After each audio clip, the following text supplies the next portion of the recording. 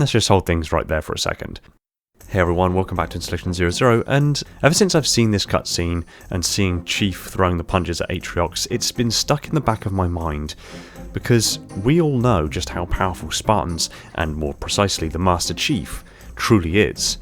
And the fact that he throws 3 punches and an uppercut in the following scenes, and it barely seems to affect Atriox at all, makes me wonder just how hard Chief was hitting Atriox, and thus just how tough Atriox truly is. We've seen Atriox face off against the 3 members of Red Team, dominating all 3 and coming out with basically very superficial cuts. But that particular cutscene is quite dark, we can't really tell what's going on entirely, it was a complete ambush maneuver, and the Spartans of Red Team are using an earlier platform of the Mjolnir-powered assault armor which didn't have quite as large of a scale amplification for force. This cutscene in Halo Infinite, however, is ideal because it's well lit, we can see what's happening, and since a lot of the variables of this particular scene are known quantities, we can use those in calculations to find out exactly what forces we're dealing with, how powerful the Chief is, and how resilient Jiral Hane are. So let's quickly roll the rest of this cutscene. If you knew how you were going to die.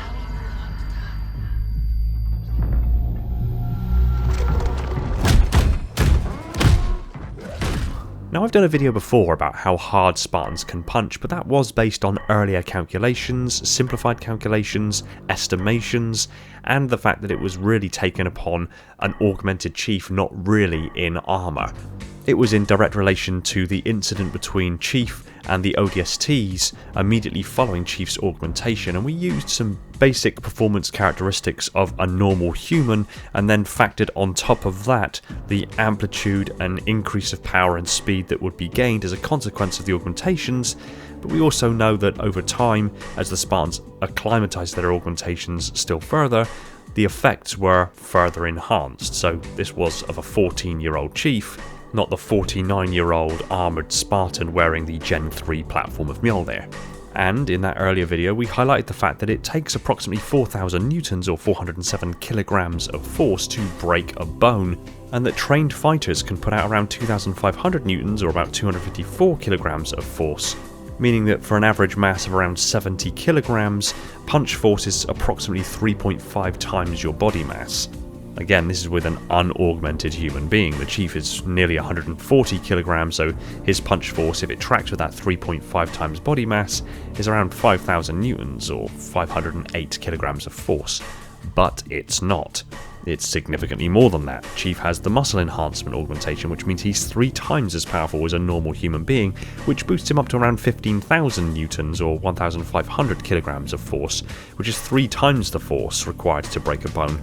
But then on top of that, he's also got a nerve enhancement which increases the speed at which he can throw punches, and of course there is a relationship between how fast a punch can be thrown and the force behind it, translating to a higher impact force. And with the nerve augmentation giving him a 300% boost in his reaction time, it gets muddy. It muddies the water significantly. It's based on a lot of estimates, a lot of guesstimations, it's very vague, it's not very scientific. Observation in this particular video is key, which is why I'm focusing in on 2 very specific strikes that the Chief delivers to Atriox. One is the first left hook, because it's the easiest one to track, and the other is the immensely forceful uppercut that Chief delivers moments later. The reason I picked these 2 particular gestures is because the first left hook is very easy to track. It's very easy to see where the fist has been cocked back as far as it can be and is at a stationary position, and we can track through time how long it takes for that to go to full extension, understanding obviously when Chief throws these punches he is a fully trained elite level warrior, and as a consequence he will be using all of his body mass in those strikes because he is ultimately fighting for his life. But aside from being able to track the position of his hand and the extension, the rest of his body remains relatively stationary, so it's very easy to dial in exactly what forces are at play. And I chose the uppercut because it's more of a compound movement where it uses both the extension of a thrown fist but also the rise of his body during a jump, adding to the mass and force of impact, striking the mandible of the skull, the mandible being the strongest bone within the skull. And again, before we really get into the numbers here, bear in mind Chief threw these blows with full force, and it barely slowed Atriox down. So stepping away from the estimations of body mass and estimations of how hard an average human can punch and the multiplication on top of that the augmentations give, we're going to step away from all of that and assess this frame by frame to give the most accurate estimation of the forces at work here through known quantities. And the first thing we want to know is the acceleration of the first left hook. Chief throws this punch towards the abdominals of Atriox, and we know that the Chief is just over 7 foot tall. So based on his position stood in front of Atriox and the amount of extension that he had to go through, including a slight lean forward in his first left hook, we can relatively accurately estimate that Chief's fist from the furthest cocked back position to actually impacting Atriox's abdominals travelled almost exactly 1 meter, and he did this in 50 milliseconds. So his fist travelling 1 meter in a 20th of a second leads to, unsurprisingly, 20 meters per second, but that isn't acceleration, that's velocity. To find acceleration, we need the final velocity, the initial velocity, and the time in which it took. And we know all 3 of those variables. The relative velocity at the very start of the extension of Chief's fist was technically 0. The final velocity was 20 meters per second, and it happened over 50 milliseconds. We can plumb that into a very simple calculation where velocity v minus initial velocity u divided by time equals the acceleration. So 20 meters per second minus 0 meters per second divided by 50 milliseconds equals 400 meters per second squared. That's acceleration, but is only 1/2 of the calculation that we need. Now we need to go back to mass. Now again, Chief's mass is a known quantity. In his armour he weighs 451.3 kilograms. And as you'd expect in this kind of a scenario, Chief isn't pulling his punches, he's not throwing them with half effort, he is fighting for his life. So he will be putting in the maximum force he's capable of, and more than likely putting his entire mass behind each punch. And as we all know from Isaac Newton, mass times acceleration equals force. Mass 451.3 kilograms times acceleration 400 meters per second equals 180,520 newtons, or 18,408 kilograms of force, or for those of you still on the imperial system, 40,582.6 pounds of force. We can go a step further than this and calculate roughly the amount of pressure that Chief's fist is exerting when it makes contact with Atriox's abdominals. And from that we simply need to know the area of the front of Chief's fist, which we can relatively accurately dial into being 117mm by 77mm squared, giving us an area of 9,009mm squared. Now you simply divide the force over the surface area and you get 20.03 megapascals, or 2,906 pounds per square inch. And from these two figures we can highlight a couple of things. A normal human being, elite level athlete in combat, can generate around 800 psi and around 450 kilograms of force. Chief generates 2,906 psi and around 18,408 kilograms of force, which makes the pressure that Chief can generate 3.63 times the pressure of an elite level combat athlete, and 40 times the force, which is utterly horrifying. We know that Chief can punch holes in titanium deck plates as he did so at the end of Halo 3. Chief swings these punches at the abdominals of Atriox, and it just seems to piss him off. That says something for the core strength of the Jiralhane. I would factor in the fact that this force is 72.4 times the force required to break a human's bone, but again, the Chief, 1, isn't fighting a human here, and 2, isn't actually hitting a part of Atriox that has bone. He's hitting his abdominals, and soft tissues react very differently to forces than hard tissues do. But it still stands to reason with those levels of force that should have at least lacerated and pulverized some of the soft organs within the abdominals of Atriox. But now let's move on to the uppercut. Now the uppercut is a very different beast altogether because it's actually a compound movement. It's both the throwing of a punch and a jump simultaneously, which obviously uses the legs to exert additional upward force and acceleration. based on my frame-by-frame analysis of this particular strike, Chief's fist moves 70 centimeters over just a period of time of 20 milliseconds, which gives a relative punch velocity of 35 meters per second.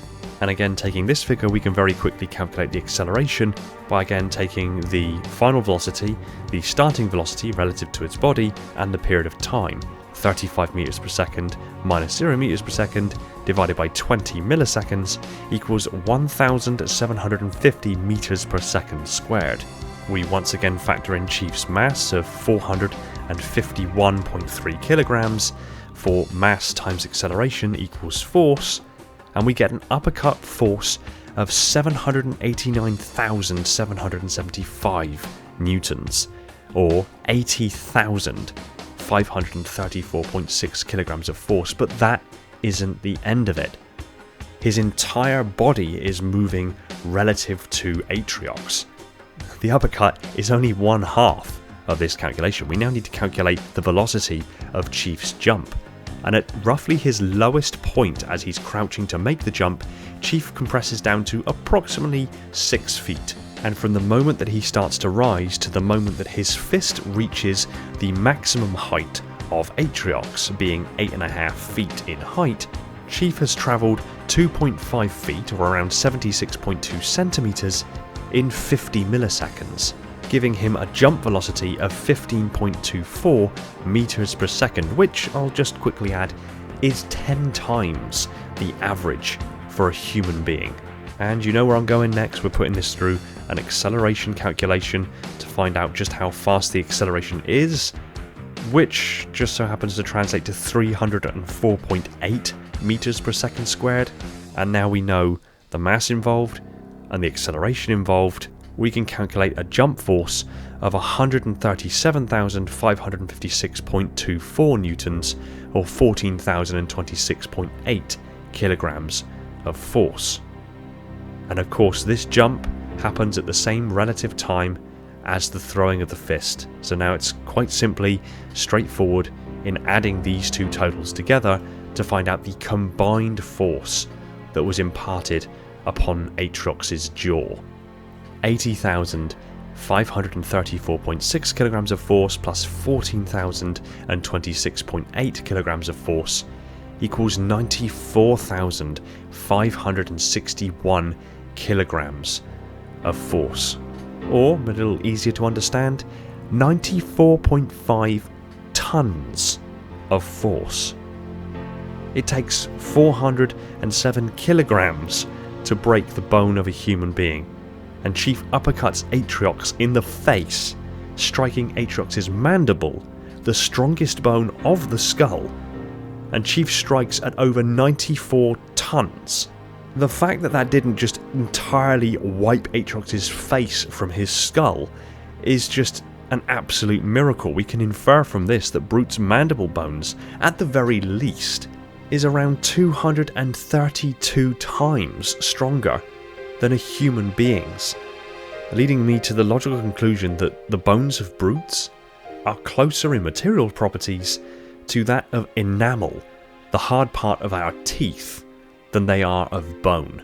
The simple conclusion: Chief can punch at forces of up to 94 tons, and Atriox's face can take it. And that paves the way for a most detailed breakdown on the anatomy of the Jiralhanae. And until next time. Thanks for watching. If you enjoyed the video, consider smashing the like button and leave a comment below on what you'd like me to cover next. Big shout out to my patrons, Spartan-10148, the Metarch of my installation, Falcon, Prophet Bear, Mikhail, Sophia, and Ashley, my dutiful monitors, Darian, Scarab, Spartan-0137, Anthony, Ghost, Aaron, Chris, Jacob, Sean, Element Zero, Somatic, Jordan J3, Dan, Mr. Keys, Directal, Gunslinger, Jacob, Bandmill, Echo, Evermore, Officer Cat, and Personal Devil, my diligent sub-monitors, my fleet of Strato Sentinels, and my loyal enforcers. And all the other patrons who have jumped aboard to support the channel. It means more to me than I can accurately put into words. Another shout out to my Tier 0 Transcendent YouTube members, Spartan-137, Jacob, Schmitty, Talia, Fenrir, and Born Stella. and all the other YouTube members keeping my installation running on that glorious vacuum energy. Shout out to John for I don't fucking know. And if you want more of this kind of content, hit the subscribe button and the little bell icon so you don't miss any future videos, and consider jumping aboard yourself as a patron or YouTube member to keep the channel alive and kicking. Thanks again for watching, take it easy everyone, and find peace in the domain.